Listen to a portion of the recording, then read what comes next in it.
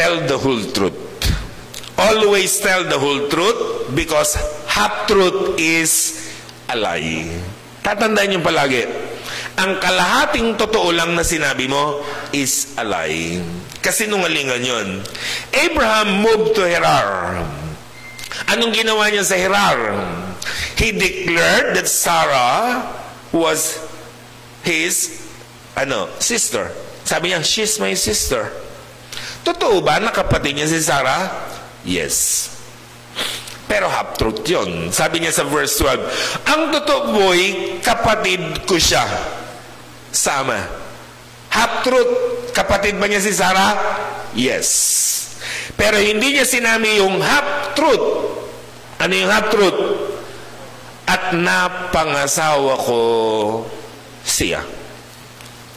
Diba?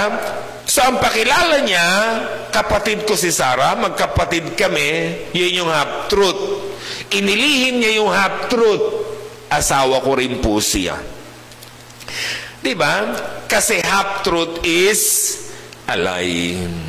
Sabi ng korte, diba? Pag nasa korte, manunumpa ang isang saksi, tell the truth, the whole truth, and nothing but the truth. Yung totoo lang. Kasi kapag alam nyo, napatunayan ng isang saksi na nagsisinungaling, kakasuhan yun.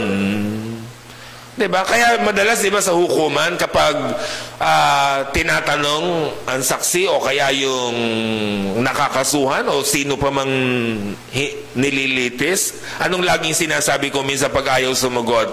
I invoke the right against self-incrimination. Or I invoke the right to remain silent. No comment. Yan lang ang ibig niyang sabihin. Ayoko pong sumagot. Diba? Yan ang ibig sabihin. Bakit? Kasi meron silang itinatago. Pag yan ang tao kasi kung wala namang itinatago, ba't hindi niya sasagutin?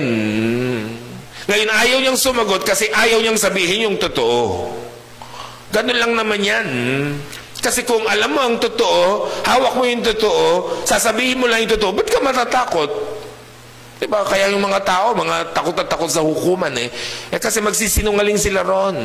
Kailangan sasabihin lang naman yung totoo. Basta sinabi mo yung truth, the whole truth, and nothing but the truth, ba't kakakabahan?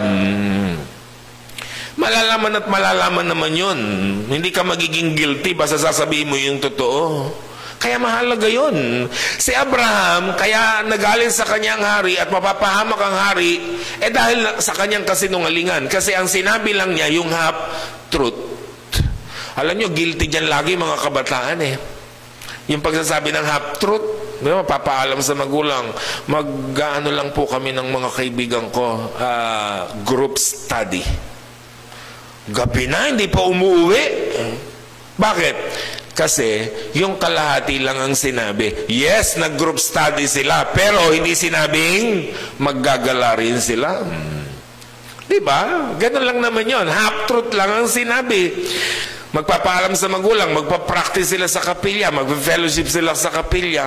Gabi na, hindi pa umuwi. Totoo bang nag-practice? Totoo bang nag-fellowship? Totoo. Pero anong ginawa pagkatapos?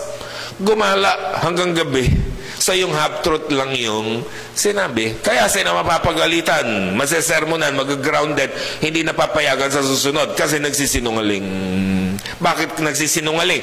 Kasi kalahati lang ang sinasabi. Kaya galit na galit yung hari kay Abraham. Ang sabi niya, ipapahamak mo kami dahil sa kasinungalingan mo. Di ba totoo naman, maraming taong napapahamak dahil sa kasinungalingan ng tao? Kaya nga mapapahamak siya Maraming mga tao na hindi naman dapat makulong, nakukulong dahil sa kasinungalingan. Marami namang mga tao dapat makulong pero hindi makulong-kulong dahil marami ding sinungaling na magpapatunay na kunwari wala silang kasalanan. Kasi ang kasinungalingan, nagpapahamak yan sa tao.